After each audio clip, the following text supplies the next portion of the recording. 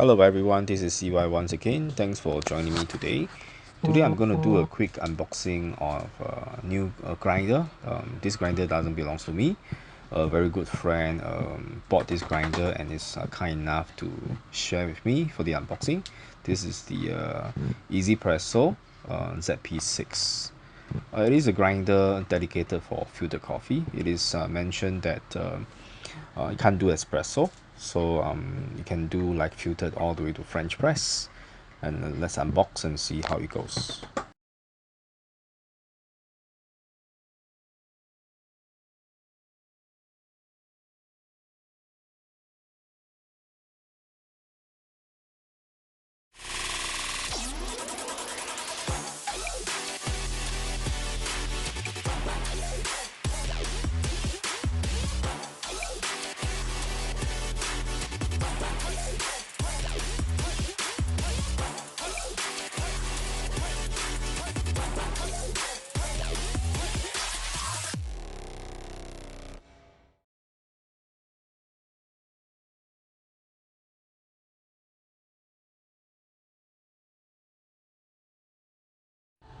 Let's unbox the ZP6 from 1Zpresso. The packaging looks exactly the same as my K Pro, which I purchased previously. It comes with a card. When you scan the QR code on the card, it actually brings you to a website, but it doesn't tell you much about the product. The takeaway box packaging is pretty well cushioned. It's a very simple packaging inside. Basically, inside is just the grinder itself and the crank, as well as a simple brush for you to clean your brew sets. In my opinion, the travel pouch or the case a little bit too big to be brought along, but it's okay. You can see that the exterior looks almost exactly the same as my K Pro, which is the grinder at the back, the left, the number one on the left. You can see there's a padding underneath, something like a friction pad.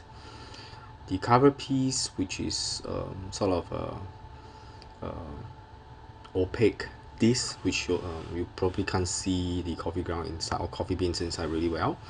You can see the length of the crank is the same. There's literally no marking like the K Pro, right? You do not know what is the model because it's not marked. Unlike my JMax, it's actually marked on the material that you hold on to, right? But for the K Pro and the ZP6, it's not marked totally. So besides the padding at the bottom, I can't really tell much about the difference between the two, between the ZP6 as well as the K Pro.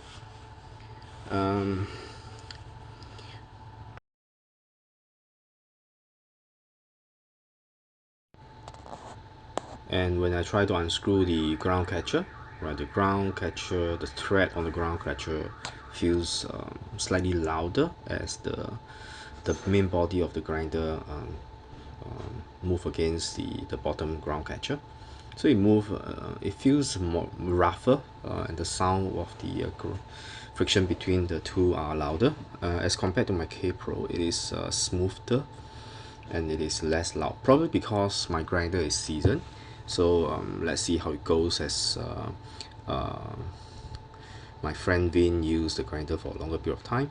And on my K Pro, even though it's a dual or triple bearing axis, but it is a bit wobbly, but the ZP6 is a bit more stable. I will check why my K Pro is actually wobbly. It shouldn't be wobbly at all. On the surface, I really can't see any model marking on the body, so it's really difficult for us to identify, especially when the body looks almost exactly the same on both. It's quite tough actually.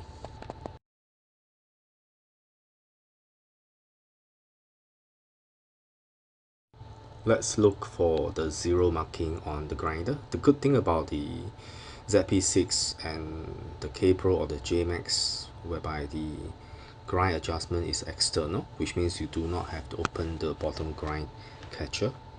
As you can see, the zero marking where the burr touches and bite together is not exactly at 0. It is actually at the pointer mark 5 points behind 0 marking. So at that point the entire grinder is locked and you can't really move the crank. So as I move one click, you can see that it is still tight. So I'm going to try to move and determine how many clicks it actually allows the grinder to start grinding. And in fact it is true that at the 0 marking the grinder crank actually spin freely, which means that at the 0 marking that's where your actual grinding range will start. But the lockup final position, that means the tightest position is actually at the pointer mark 5 point behind 0. And externally you can see that besides the cover piece, you can't really differentiate between the ZP6 and the K Pro. Right, the two grinders are exactly identical. And if you know how to identify on the model difference between the two, is there any marking on the surface, please do let us know in the comment section down below. We will gladly appreciate the information. As you can see on my JMax, you can see that the JMax is actually marked on the body. So that is actually a good way to identify the grinder, but I'm not too sure why the K Pro and the ZP6 is not marked in any way. And thank you for joining us today. This is Seah once again. Thanks for joining us. We will do the tasting video in the next one.